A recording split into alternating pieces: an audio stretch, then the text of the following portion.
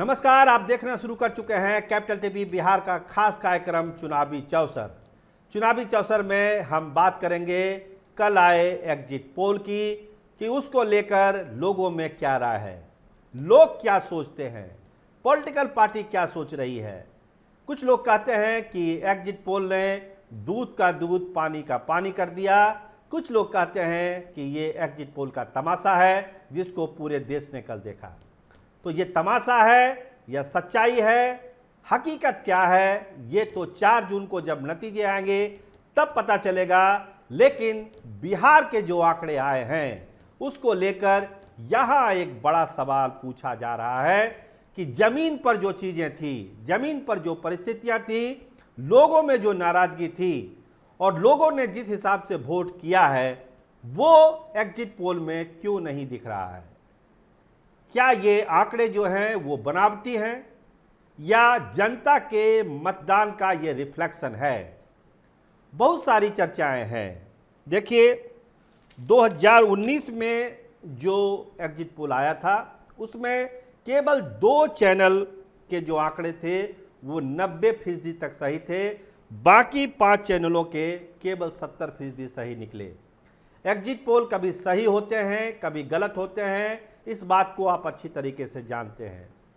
Sample size क्या लिया जाता है नहीं लिया जाता है इसको कुछ चैनल बताते हैं, कुछ चैनल नहीं बताते हैं। जो बताते हैं वो इतनी जल्दी बताते हैं कि लोग समझ नहीं पाते या सुन नहीं पाते हैं। लेकिन एग्जिट पोल आ जाता है, लोग चर्चा शुरू कर देते हैं। फिर एक चर्चा हो रही है पूरे देश में, बिहार में चर्चा हो रही है, मोदी सरकार वापस आ रही है। देखिए मोदी सरकार वापस आ रही है, इस पर एक मोटे तौर पर आम सहमति है कि जिस तरह की चीज़ें हैं, जिस तरह का चुनाव हुआ है, कैपिटल टीवी भी आपको बार बार ये कह रहा है कि मोदी सरकार एक बार फिर बनने जा रही है।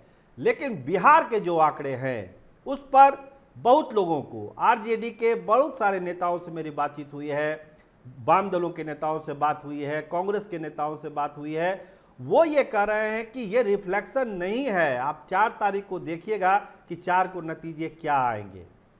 उन्होंने कहा कि देखिए जो आए हैं एग्जिट पोल के आंकड़े उसमें आप एलजेपी की ही सीटें ले लीजिए, आप खगड़िया को क्यों नहीं गिन रहे हैं, आप जमुई को क्यों नहीं गिन रहे हैं, आप वैशाली को क्यों नहीं गिन रहे हैं। एक नेताजी ने कहा कि एक टीवी चैनल वाले ने तो एलजेपी को 6 सीट दे दिया, जबकि एलजेपी 5 सीट पर ही लड़ी, तो 6 सीट उसको कैसे आ सकती है। उस चैनल का नाम बताना ठीक नहीं होगा। तो जो आंकड़े आए हैं वो जो कहानी कहती है उससे बहुत लोग इत्तेफाक नहीं रख रहे हैं। इसीलिए लोग कहते हैं कि क्या सही क्या झूठ, बहुत कन्फ्यूजन है भाई, 4 को पता चलेगा। जो आंकड़े कल आए हैं आपको मालूम है, एक संदर्भ हम लोग ले लेते हैं। जो टुडे चाणक्य ने कहा था कि एनडीए को 36 सीटें और जो महागठबंधन है उसको 4 सीटें। टाइम्स नाउ ने 32 सीटें दी है एनडीए को, 8 सीटें महागठबंधन को। पोल स्टार्ट ने 29 सीटें दी है एनडीए को, 11 सीटें महागठबंधन को। इंडिया टीवी ने केवल 3 से 5 सीटें दिया है महागठबंधन को और एनडीए को 34 से 38 सीट दी है। यानी अगर मैक्सिमम की हम बात कर लें तो केवल 2 सीट ही आती है महागठबंधन के खाते में।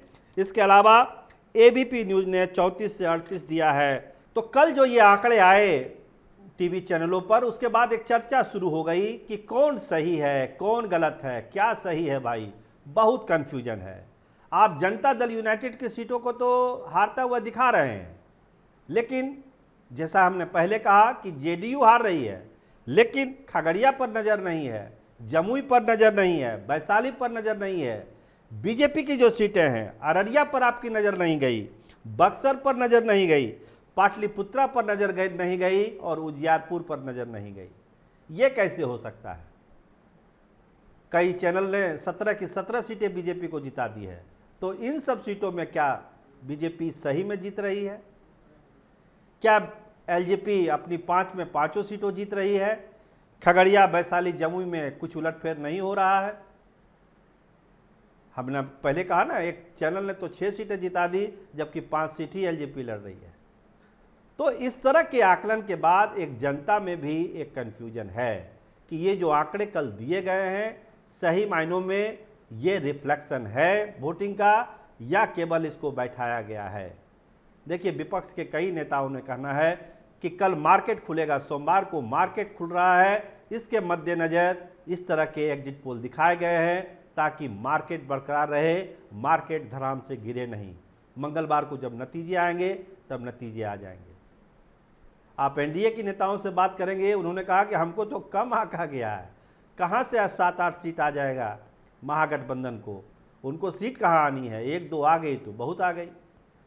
तो ये एनडीए का अपना दावा है। एनडीए वाले भी बहुत खुश नहीं हैं बिहार के आंकड़े को लेकर, और विपक्ष तो नाराज है ही कि किस तरह के आंकड़े आ गए, ऐसा आना नहीं चाहिए था।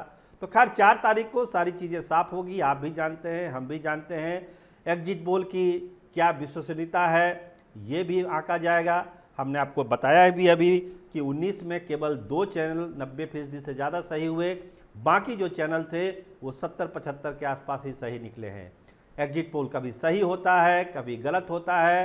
सैंपल साइज़ के हिसाब से भी चीज़ों को देखने की ज़रूरत है, कितना सैंपल लिया गया, कितना सैंपल पर काम किया गया। लेकिन कमोबेश जो चीज़ें हैं, जिस तरह से चीज़ें चुनाव के बाद चलती है, वोटिंग के बाद एग्जिट पोल आते हैं, फिर नतीजे आते हैं, 24 में भी वही हो रहा है, कोई नया नहीं हो रहा है। लेकिन बिहार को लेकर एक सवाल जरूर उठ रहा है कि बिहार के जो आंकड़े दिखाए गए हैं क्या सही मायनों में वो वोटिंग को रिफ्लेक्ट कर रहे हैं या नहीं कर रहे हैं। सबको इंतज़ार 4 तारीख के नतीजों का है कि उसमें क्या आता है, तब एक बहस शुरू होगी कि एग्जिट पोल पर कितना भरोसा किया जाए या नहीं किया जाए। आप देखते रहिए कैपिटल टीवी बिहार। आपका बहुत धन्यवाद, आपका बहुत शुक्रिया।